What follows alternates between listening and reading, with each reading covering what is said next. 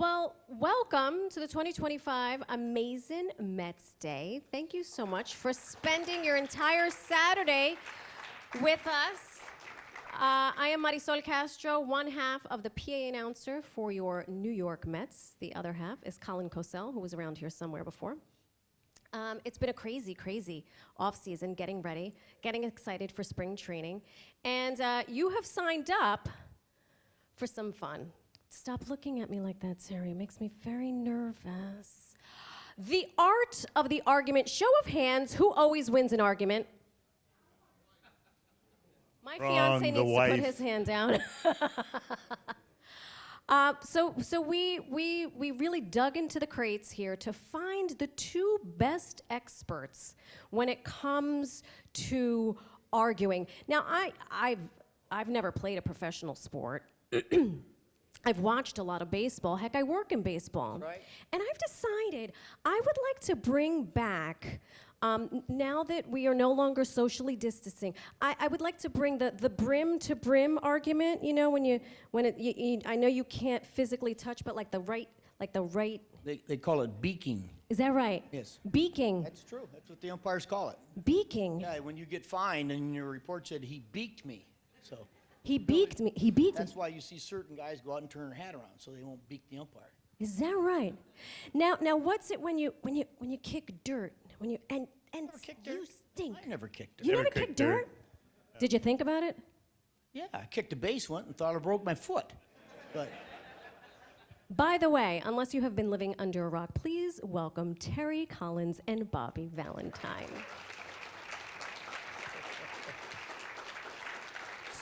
And just the FYI, the reason you turn your hat around and you get close is because you're always saying things very softly. yeah. And you have to get up close so that they can hear what you're saying. Good point. Wrong. Good point. Okay, so we just want to refresh all of our memories on some of the most infamous arguments, perhaps. One might call it an argument, another might call it a discussion. Fellas, can we cue up a clip of Mr. Bobby Valentine? You might be familiar with this. It's on there. If you want, you could step off and take a look. Let's see what's happening. Oh. Would be the pitcher to go down. Runner going. They pitch out. Piazza's throw. Oh, I've seen it. And it's a stolen Come on, base. let's I've seen see it live. Yeah. Wait a minute now. Uh-oh. Uh-oh. What happened here? Did he make contact with the glove? Oh, a catcher's? No, not a catcher's block. That's a catcher talking. That's Fran Haley. He doesn't know what the hell happened. I think Bobby Valentine. I don't know what happened. Might be arguing that in an attempt to protect the base runner, Stewart stepped across home plate. Let's see if he crashed off right. You can make contact. Let's take a look again. Piazza goes out for the pitch out. I don't even see Greenback I in the know it. equation. I don't know what they called right there. Fran Haley, he doesn't know what they call. What they call. Piazza. That's way Pat out in Mahomes front. pitching, by the way. Maybe they're saying he's too far out in front. Yeah, and Greenback father didn't have of. an opportunity to even throw the bat at the ball. Now, I'll tell you what, if Greenback throws the bat at the ball, he hits Piazza. And a lot of times on a pitch out, a hitter will throw the bat at the ball. I think from that angle, that was the call that Piazza got out too quickly. Couldn't do it. And now Ricky leads off the bottom of the 13th. That's Oral Hershiser. Takes a strike. So it'll be Henderson. That's Pat Mahomes. And remember now, the Father of. is in the third Father slot with John Olerud having been replaced. How did you come up with that idea, by the way? I mean, for real. How did you come up with that? How the hell? It was a temporary insanity. Well, Bobby was thrown out on that That's catch. it. Okay, that's a long clip. Rakishly handsome, please. It is a very long clip, It's a long clip. but it's the gift that keeps it. Ladies and gentlemen, Bobby Valentine. That's Can we dissect what was happening there, sir? No. No. I don't think we have the time. Okay. Really didn't have a lot to say. Actually, the runner was running, and I called the pitch out, and Mike stepped out for the pitch out, as a catcher does, but he stepped out too quickly. And the hitter decided to try to hit the ball on the pitch out. So the umpire called it catcher's interference. And Terry and I read the rule book all the time. We came up with the Dodge organization. They taught us, read the rule book. I read it twice. I read it twice a year for 20 or something years. You always hear about catcher balk, not interference, catcher balk, but you never see it. And that was it. Because he stepped out before the pitcher released the ball. It's called a catcher's balk. So with that, the runner went to second, and because the hitter was supposedly trying to hit the ball, he went to first. I thought it was pretty preposterous. It was a pretty big game. It was extra innings. My coaches have gotten fired. I was stressed out. We needed to win. And I asked that guy if I could get thrown out for what I was thinking. And what happened next, Terry? I told him what I was thinking. And so, yeah, he threw me out of the game on a catcher's balk. It was a big game. We won, so it was okay. Hey! Excellent. For those of you who are just coming in, there are plenty of seats here in the auditorium, so come on down. The Mets' very own Jake Smith Squid. Yeah. Well, sir, I know you don't think you're getting off the hook. Can we cue the videotape ninja, young Terry Collins?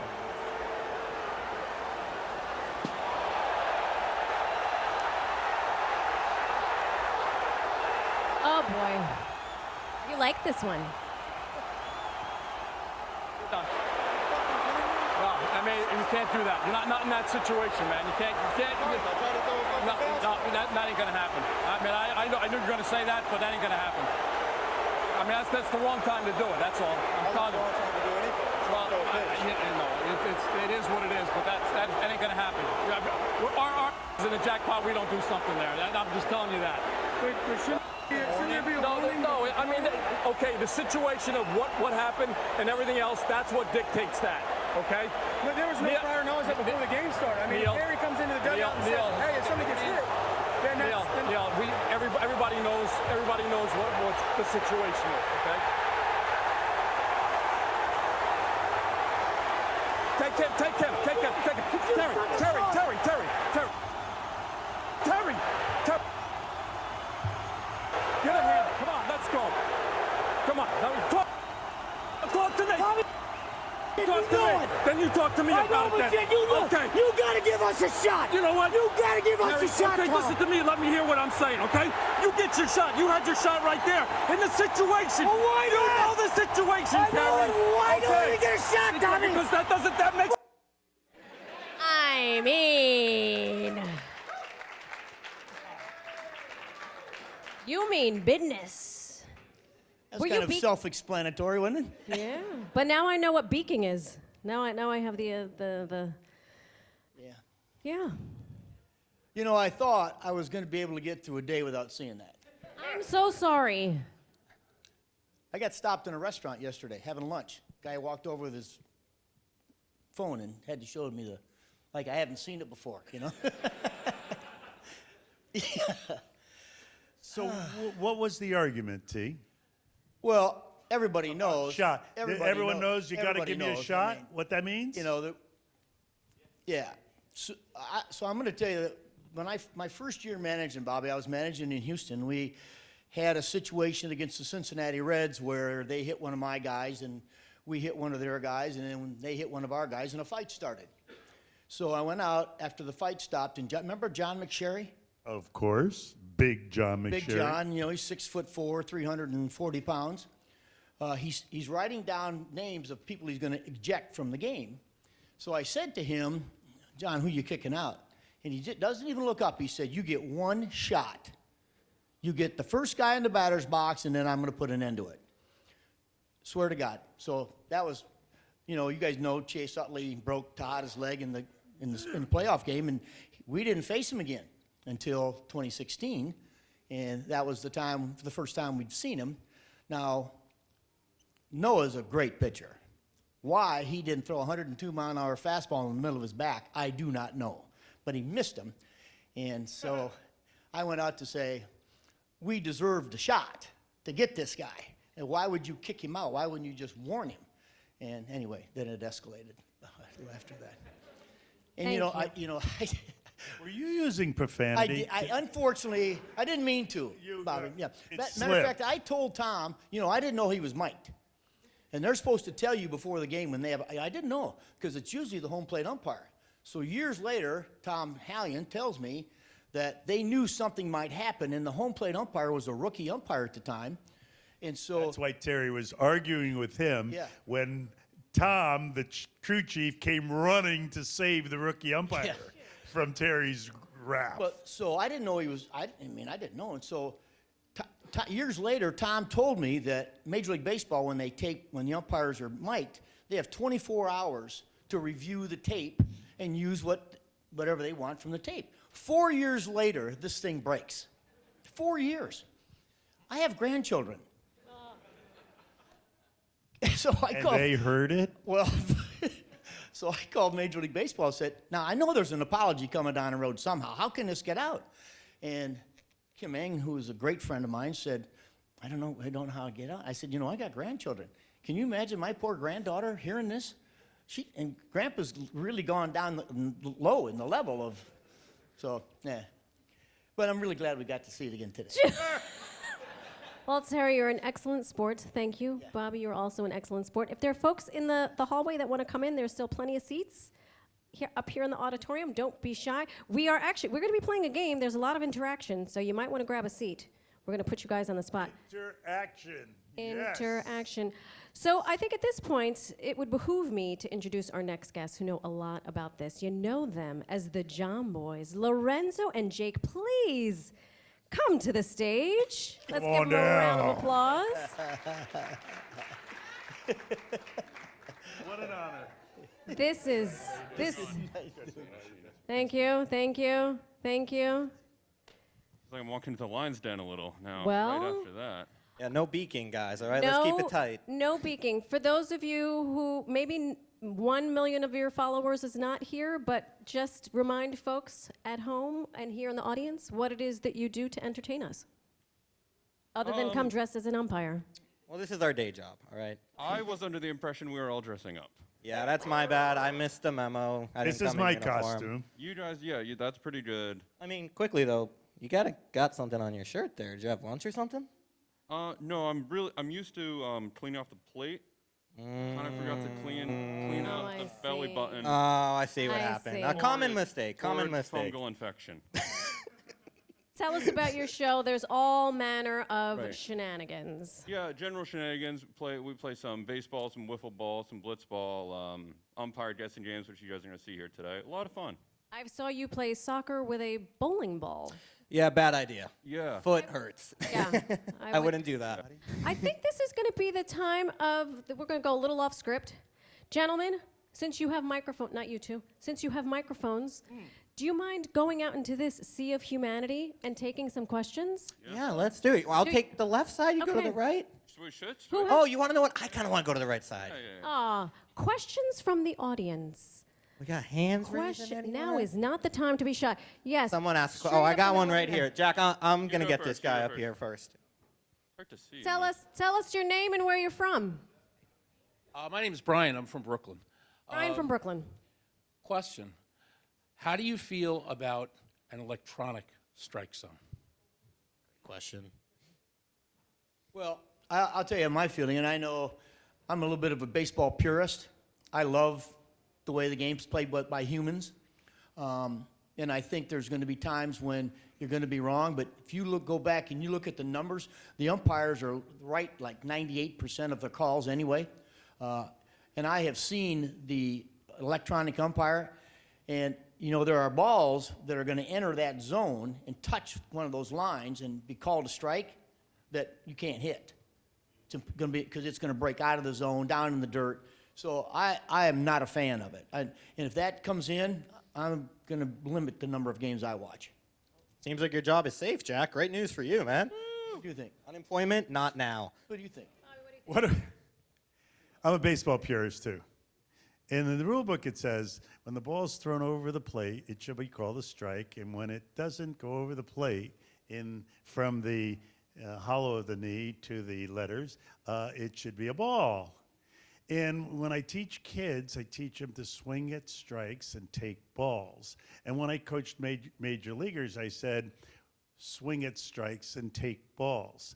And for my money, because we can today, I think we should let the humans play the game and let the machine call the strikes and the balls.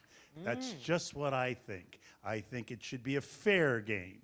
And I managed enough of games and I played enough of games when I know that the umpire wasn't being fair. It's just that simple. And I don't know why. Maybe it was my voice from the dugout that made him be less fair to me than the other team. I'm not sure what it was, but if you guys are old enough to remember the battles that the Mets had against the Atlanta Braves, and when you saw Tom Glavine throw pitches that were that far outside consistently, and Mike Piazza say, I can't reach that pitch, and have the umpire call it a strike, then you would know what my gripe is. It just should be fair. Let the players play, but play a fair game. I broadcast, and this is what got me right thinking this way. I broadcasted a Little League Regional Series playoff game up in Bristol, Connecticut. Kids win, they go to Williamsport. It's the bases loaded. The team that's up is 1 run down, and there's 2 outs and a 3-2 count on little Johnny. And they call the pitch that far outside, strike 3 on Johnny, whose life was ruined on that particular moment. And I wish I knew his last name so I could console him, but I didn't. I was so pissed off that it happened and that's how the game ended. I went after the umpire instead of going to console the player. So I just think it's, I get it. I want you to watch the game, Terry, but I don't think that anybody's ever going to say that they watched the game because they liked the umpire missing the call behind the plate. On the bases, they don't miss calls anymore because they have replays. That's cool. And they're there for a good reason, the human element. It's okay. But behind the plate, I don't They have this rule now, Bob, in the minor leagues where you can challenge it. You can challenge the ball or strike. You put your hand up like that and you challenge it, which, is great because what MLB does is they have this idea that we don't like the game to be long, so they speed up the game. And the only time they slow down the game is when their stupid technology is slowing down the game. So now they want to do it even more. I don't agree, and I have a lot of friends who are umpires. Don't get me wrong. Don't get me wrong. That's just my soapbox. And I've been on it for 30 years now, so don't worry about it. You might have to get your resume after all, Jack. Other questions? Right here. Hi. Since both of you had some pretty heated arguments with umpires in your time, was there ever a time after one of these arguments that you felt an umpire was more against you or maybe not as favorable to you because of a previous argument that you had with him? Well, I will tell you, to be honest, yes. Yes, I do. And by the way, there's times, where I go and argue a call, and then I find out that I was wrong. And the next day you say something. But my boss, when I was here in New York, used to run the umpires. And if you remember, he fired them all one time. Fired them all. And then brought some back. And when he became the general manager again here, we couldn't get a call for 3.5 weeks. So, yes, I think there are times, and I have said it. I was telling somebody earlier today. I went out and said to an umpire one night, I said, it's my fault. I'm wrong here. There's 43,000 people that came to see you tonight, the umpire of the game. The guys making all the money, nobody wants to see it. They just want to see you. And this guy screwed me more, and I kept him out of jail 1 year in winter ball. He likes the human element. So yes, there's those times. Yeah, I will tell you the funniest one I ever had.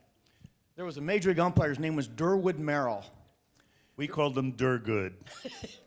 Great guy. Texas. Great guy. So we're playing. I'm managing the Angels. We're playing the Texas Rangers tie game. and there's a play at first base, and he calls the guy safe, and I think he's out. I come out. As I'm getting close to him, he's standing there, and he sticks his hand out. And he goes, "Now, Terry, before you get started, you have to understand, I'm on the downside of a very mediocre career." And I stopped and turned around and ran back to the dugout. What am I going to say? He was a really funny guy. Loved him behind the plate when Nolan Ryan was pitching, because he was a Texan true and true. You bet. Hey, so just this human element. I literally had a guy throw me out 2 games in a row, and after the second game he threw me out, I went over to the umpire's room, and they wouldn't let me in. And then I got a note saying, "Meet me for lunch," from this umpire at this diner in Kansas City. And I went and met him for lunch. And he said, "Let me just tell you something, Bobby. Dick Hauser was here managing for a while, and I had the same conversation with him. I said, you either stay in the dugout when I'm umpiring and don't open up your mouth, or I'm going to screw you until you die." Dick died. And Dick Hauser died that previous year. He said, "Dick died. I don't know how long you want to get screwed." And then left me with the tab for lunch. Got up and left. Yeah, so. Is that him? Yeah, Is that the the him answer calling is him? yeah. Sorry, that's him calling. We had when I was managing in Houston, I had a pitcher named Doug Drabeck, and Doug was a great pitcher.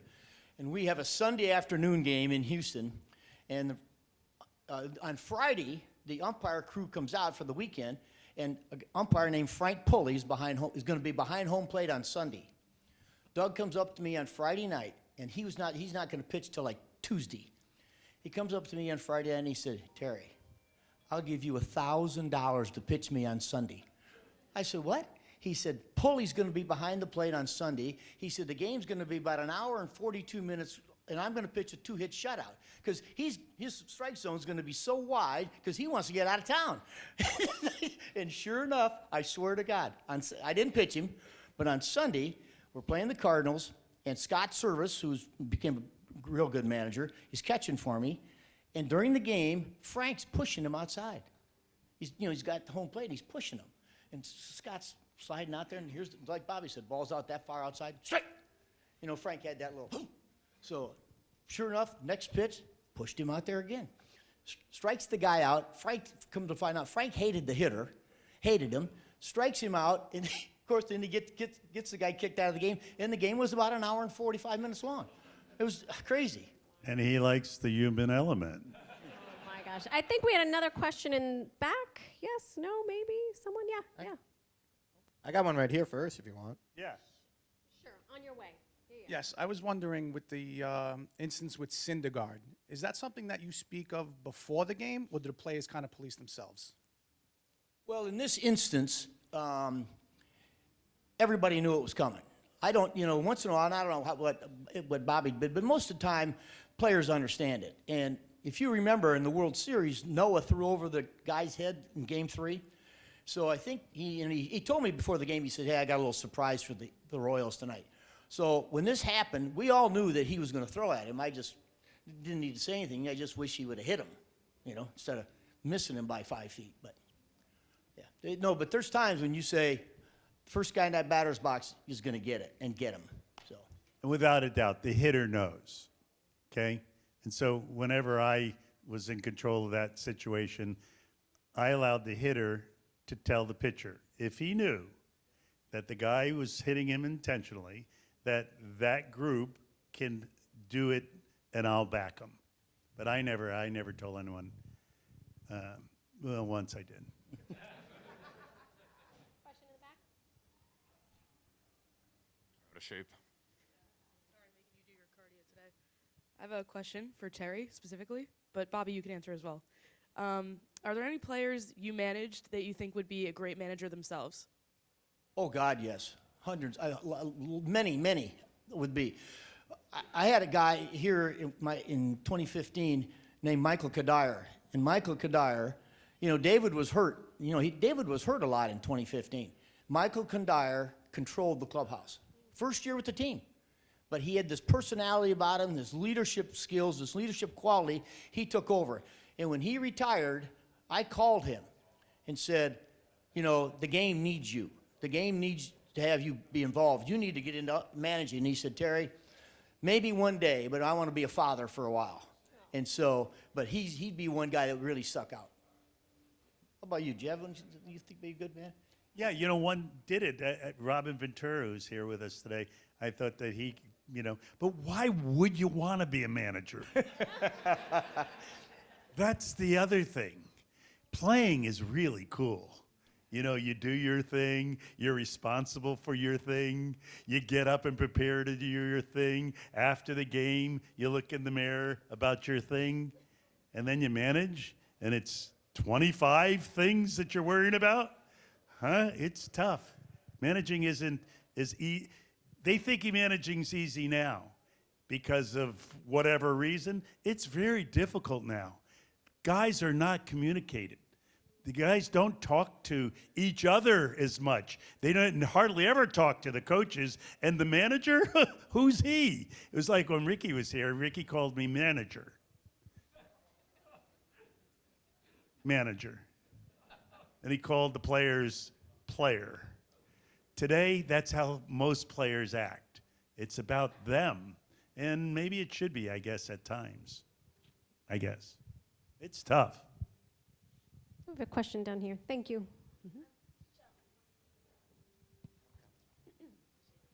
Hi, I'm Shell from Tenafly, New Jersey.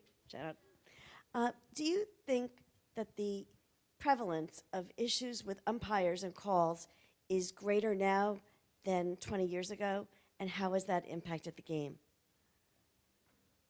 No, I think the umpires try to be better now. Like the stuff Terry was talking about, moving the guy outside and automatically screwing someone because they have a grudge. They don't do that much anymore because everybody's watching, you know, including Jomboy and everyone else, you know. So everyone's watching and they get crucified.